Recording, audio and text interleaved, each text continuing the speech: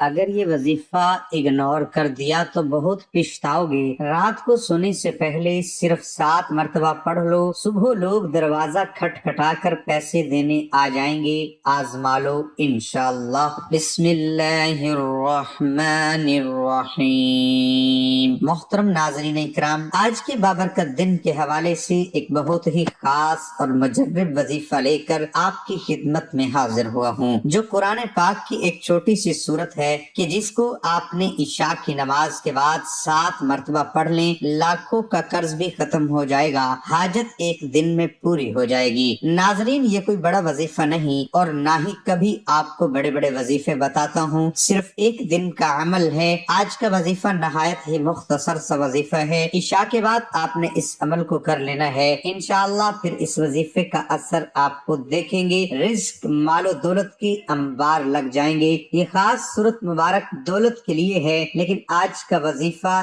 یہ عمل صدق دل کے ساتھ آپ نے کرنا ہے۔ اس عمل کو اگر فقیر بھی کرے گا تو وہ بھی اللہ پاک کی عنایت اور اس کے فضل و کرم سے دولت پر بیٹھ کر راج کرے گا، کیونکہ اس وظیفے میں جو طاقت ہے، اس وظیفے کا جو اثر ہے، وہ بہت کم لوگ ہی جانتے ہیں۔ ویسے تو ہم نے اپنے چینل پر بے شمار وظائف بتائے ہیں، لیکن یہ جو عمل ہے، یہ جو وظیفہ ہے، یہ آپ کی ساری پریشانیوں کو ختم کر دے گا۔ آپ کے اوپر لاکھوں کروڑوں کا قرضہ ہے، انشاءاللہ وہ بھی چٹکیاں بجاتے ہی ادا ہوگا۔ قرضوں کی ادا ہونے کے ایسے اسباب پیدا ہو جائیں گے، پھر آپ سب ناظرین خود بھی حیران رہ جائیں گے۔ آپ کے پاس دولت کی کمی ہے، آپ کرائے کے گھر میں رہتے ہیں، آپ کو سمجھ میں نہیں آتی کہ کرایہ کیسے ادا کریں، گھر کا خرچ کیسے چلائیں، کیونکہ آج کل مہنگائی بھی تو اتنی زیادہ ہو گئی ہے کہ ایک وقت کا کھانا بھی مشکل ہو چکا ہے، ہر ماہ بجلی کے تگڑے تگڑے بل بھی ادا کرنے ہوتے ہیں، ہر ماہ بچوں کی فیس ادا کرنی ہوتی ہے، انسان بہت پریشانی میں ہے اور انسان کو سکون صرف اللہ کے ذکر میں ہی ملتا ہے۔ یہ بات بہت ہی اہم کرنے لگا ہوں کہ جب انسان عاجزی کے ساتھ اللہ کے آگے جھک جاتا ہے، سجدے پہ سجدہ کرتا ہے اور پھر ہر سجدے میں رو رو کر گڑ گڑا کر خوب ڈھیروں دعائیں مانگتا ہے، تو اس کو بھی اللہ تعالیٰ ضرور عطا فرما دیتا ہے۔ ہم ہر وظیفے میں آپ کو بتاتے ہیں کہ اللہ سے مانگنے کا آپ کو طریقہ جب آ جائے گا تو پھر آپ کو کسی مزید وظیفے کی ضرورت نہیں پڑے گی، آپ نے صرف ہاتھ اٹھانے ہیں اور آپ کو ملنا شروع ہو جائے گا۔ لیکن اس سے پہلے آپ کے کچھ اعمال ہوتے ہیں، آپ جو چھوٹی چھوٹی غلطیاں کرتے ہیں،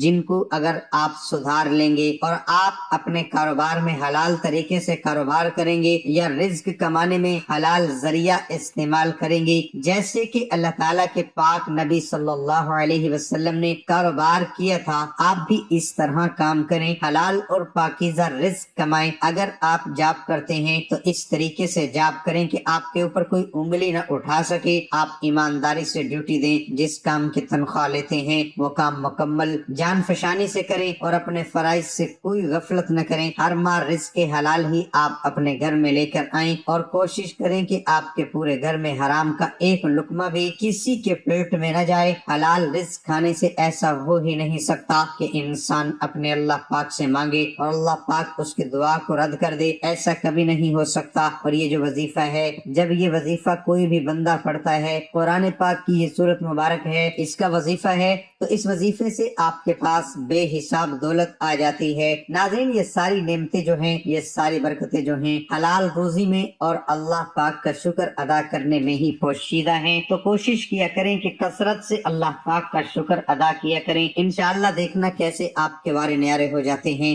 اگر آپ کے اوپر قرض ہے، آپ نے سود پر قرض لیا ہوا ہے، تو سب سے پہلے اللہ پاک سے معافی مانگے، کیونکہ سود حرام ہے اور اللہ پاک سے کھلی جنگ ہے۔ تو اللہ سے جنگ کون کر سکتا ہے میرے بھائیو بہنوں؟ جو بندہ اللہ سے جنگ کرنے کا سوچے گا وہی دونوں جہانوں میں مارا جائے گا، وہ دنیا میں بھی ذلیل و رسوا ہوگا اور آخرت میں بھی ذلیل و رسوا ہی رہے گا۔ جہنم کے انتہائی جو سب سے نچلے والے گڑھے ہیں، اس میں اس کو پھینکا جائے گا۔ تو آپ نے سب سے پہلے سود کے کاموں سے توبہ کرنی ہے، جھوٹ سے توبہ کرنی ہے، غیبت سے توبہ کرنی ہے، چغلی سے توبہ کرنی ہے، لیکن واضح کر کے صرف توبہ نہیں کرنی بلکہ اس توبہ پر قائم بھی رہنا ہے۔ اور سب سے اہم بات جو ہے وہ آپ اپنے رشتہ داروں سے اگر آپ قطع تعلق کسی سے بھی ہیں فوراً جا کر اس سے معافی مانگے، چاہے آپ کی غلطی ہے یا نہیں۔ دیکھنا کیسے اللہ پاک آپ کے اوپر اپنا فضل و کرم کرے گا، آپ کے اوپر اللہ پاک اپنا کرم فرمائے گا۔ یا رشتہ داروں کے ساتھ آپ نے اچھا سلوک کرنا ہے، اس کے ساتھ تعلقات جوڑنے، اس کے ساتھ تعلقات جوڑنے کی کوشش کرو۔ یہ نہ دیکھو کہ اس نے یہ کہہ دیا ہے، اس نے وہ کہہ دیا ہے۔ آپ عاجزی اختیار کرو، جو عاجزی اختیار کر لے گا اس کو پھل ملتا ہے۔ اور جب آپ کبھی بلندی پہ چڑھتے ہیں آپ کو پتہ ہونا چاہیے جب بھی آپ بلندی پہ چڑھیں گے تو آپ کو جھکنا پڑے گا، آپ سیدھے کھڑے ہو کر بلندی پر نہیں چڑھ سکتے۔ اور جب آپ نے نیچے اترنا ہوتا ہے تو آپ کو سیدھا ہونا پڑتا ہے، تو اس وقت آپ کو ایسے سینہ تان کے نیچے اترنا پڑتا ہے، پھر ہی آپ نیچے اتر سکتے ہیں۔ ناظرین اکرام، آج کا جو وظیفہ ہے اس کی ترتیب آپ اچھے طریقے سے ذرا سمجھ لیں اور میری باتوں پر آپ نے عمل بھی کرنا ہے۔ اس کو آپ نے اپنے دوستوں کے ساتھ، رشتہ داروں کے ساتھ لازمی شیئر بھی کرنا ہے۔ یہ بھی ایک صدقہ جاریہ ہے، صدقہ جاریہ ہوگا۔ کسی ایک بندے نے بھی اس بات پر عمل کر لیا تو اس کا اجر آپ کو بھی ملے گا۔ جب عشاء کی نماز ادا کر لیں آپ نے کوشش کرنی ہے کہ وہیں اسی جگہ بیٹھ جائیں۔ مردوں نے کوشش کرنی ہے کہ وہ مسجد میں جا کر جماعت کے ساتھ نماز ادا کریں، عورتوں نے گھر میں نماز ادا کرنی ہے۔ اگر آپ کو ٹائم نہیں ملتا یا آپ نے کہیں جانا ہوتا ہے تو آپ عشاء کی نماز کے بعد سونے سے پہلے بھی اس وظیفے کو کر سکتے ہیں، کوئی ایسی پابندی نہیں ہے۔ آپ نے سب سے پہلے ایک مرتبہ بسم اللہ الرحمن الرحیم پڑھ لینی ہے۔ اللہ تعالیٰ کی پاک اور لاریب کتاب قرآن مجید میں آیا ہے، ترجمہ سلیمان کی طرف سے ہے، اور وہ یہ ہے کہ اللہ کے نام سے شروع کرتا ہوں جو بے حد مہربان نہایت رحم والا ہے۔ حضرت سلیمان علیہ السلام نے اپنے خط کا آغاز اللہ تعالیٰ کے بابرکت نام سے ہی کیا۔ اسی طرح حضرت نوح علیہ السلام کی کشتی کے چلنے کا تذکرہ قرآن مجید میں کیا گیا تو اللہ تعالیٰ نے ارشاد فرمایا، ترجمہ، اور کہا اس میں سوار ہو جاؤ، اس کا چلنا اور تیرنا اللہ کے نام سے ہے، بے شک میرا رب بخشنے والا مہربان ہے۔ گویا کسی بھی ایسے کام کا آغاز جو جائز ہو تو اللہ کا نام لینا اور اسے شروع کرنا انبیاء علیہ السلام کی سنت مبارکہ ہے، جو اس کام میں برکت پیدا ہو جاتی ہے۔ جو نبی پاک حضرت محمد صلی اللہ علیہ وآلہ وسلم بھی کوئی کام کرتے تو اس کی ابتدا اللہ تعالیٰ کے بابرکت نام سے فرماتے تھے۔ آپ صلی اللہ علیہ وسلم نے فرمان روا کے نام خطوط لکھے تو ان کا آغاز بھی اللہ تعالیٰ کے نام سے ہی کیا کرتے۔ اس سے معلوم ہوتا ہے کہ کس قدر اہمیت کی حامل ہے۔ قرآن پاک رسول پاک صلی اللہ علیہ وسلم کا ارشاد ہے کہ دروازہ بند کرتے وقت بسم اللہ پڑھو، چراغ گل کرتے ہوئے بسم اللہ پڑھو، برتن ڈھانپتے ہوئے بسم اللہ پڑھو، اور مشق کا منہ بند کرتے ہوئے بسم اللہ پڑھو۔ کھانے پینے، ذبح کرنا، وضو کرنے، کشتی میں سوار ہونے، ہر کام کرنے سے پہلے بسم اللہ پڑھنا مستحب ہے۔ ناظرین اکرام، اس کے بعد آپ نے نبی کریم صلی اللہ علیہ وسلم کی ذات اقدس پر صرف 11 مرتبہ درود پاک پڑھ لینا۔ درود پاک بے شک ابراہیمی پڑھ لیں یا کوئی چھوٹا سے چھوٹا درود جیسے کہ صلی اللہ علیہ وآلہ وسلم پڑھ لیں، لیکن درود ابراہیمی کی فضیلت زیادہ ہے۔ اس کے بعد آپ نے ایک چھوٹی سی سورہ مبارکہ سورۃ علم نشرح، بہت ہی پیاری سورت ہے، بہت ہی مبارک سورت ہے، قرآن پاک کی 30ویں پارے میں موجود ہے، بہت ہی مختصر اور جامع سورت ہے۔ آپ نے صرف 7 مرتبہ سورۃ علم نشرح پڑھنی ہے۔ آپ کو زبانی یاد نہیں، آپ موبائل سے دیکھ کر پڑھ سکتے ہیں، آپ قرآن پاک سے دیکھ کر پڑھ سکتے ہیں۔ ایک بار میں پڑھ کر سناتا ہوں، بسم اللہ الرحمن الرحیم، علم نشرح لک صدرک ووضعنا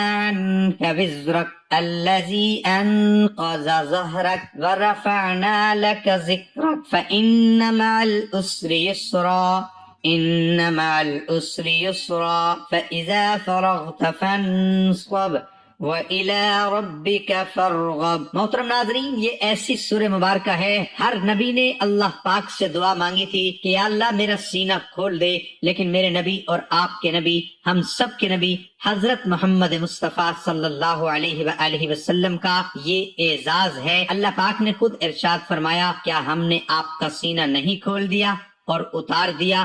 ہم نے آپ سے آپ کا بوجھ، جس نے آپ کی کمر توڑ دی تھی، بوجھ اتار دیا، ہم نے بلند کر دیا آپ کے لیے آپ کا ذکر، تو بے شک تنگی کے ساتھ آسانی ہے۔ ہاں، بے شک تنگی کے ساتھ آسانی ہے۔ चनाचा जब आप फारिग हो जाएं तो मेहनत कीजिए और अपने रब की तरफ रगबत कीजिए। यानी ऐसे बाबरकत अल्फाज हैं। अल्लाह पाक खुद फरमा रहा है हर तंगी के साथ आसानी है, और 2 दफा फरमाया है कि बेशक हर तंगी के साथ आसानी है। तो ये आपके जो मुश्किलात हैं, ये जो आपकी परेशानियां हैं, ये वक्ती हैं। अल्लाह पाक खुद फरमा रहा है, और मेरे नबी सल्लल्लाहु अलैहि वसल्लम ने ये सूरह मुबारका अपनी उम्मत को तोहफे में दी थी। जो भी मुश्किल हो, जो भी परेशानी हो, आपने इस वजीफे को कर लेना है। इस वजीफे की ताकत इतनी है कि आप खुद हैरान रह जाएंगे। इतनी दौलत आपके पास आ जाएगी कि आपको समझ में नहीं आएगी कि कहाँ रखूं और कहाँ खर्च करूं। उसके बाद आपने 121 मरतबा अस्तगफिरुल्लाह अस्तगफिरुल्लाह अस्तगफिरुल्लाह पढ़ना है। आखिर में दोबारा से 11 मरतबा दुरूद शरीफ पढ़ लेना है, और दुरूद शरीफ पढ़ने के बाद आपने अल्लाह पाक से दुआ मांगनी है। जब भी मांगना है अल्लाह से मांगना है, बरकत वाला, खैरो आफियत वाला रिस्क मांगे, सुकून वाला रिस्क मांगे। उससे न सिर्फ आपके घर में खुशहाली रहेगी, बल्कि आपस में प्यार और मोहब्बत भी बढ़ेगा। हर बंदा दिन रात ज्यादा से ज्यादा पैसा कमाने के चक्कर में बहुत से रास्ते इख्तियार करता है, तो कोशिश करें आपने मुख्तसर रास्ता नहीं इख्तियार करना। अपने काम पे आपने मुकम्मल तवज्जो देनी है, रिज़्क़ के हलाल कमाना है, मेहनत करनी है। इससे अल्लाह पाक आपके ऊपर ढेरों बरकतें और रहमतें होना शुरू हो जाएंगी। और कोई भी वजीफा नमाज के बगैर मुकम्मल नहीं होता। आपने 5 वक्त की नमाज लाजमी अदा कर लेनी है, और हस्ब तौफीक सदका और खैरात भी कर देना है। अल्लाह पाक से दुआ है कि तू हम सब के सगीरा कबीरा गुनाह मुआफ फरमाए, आमीन। अल्लाह ताला हम सब का हामी और नासिर हो।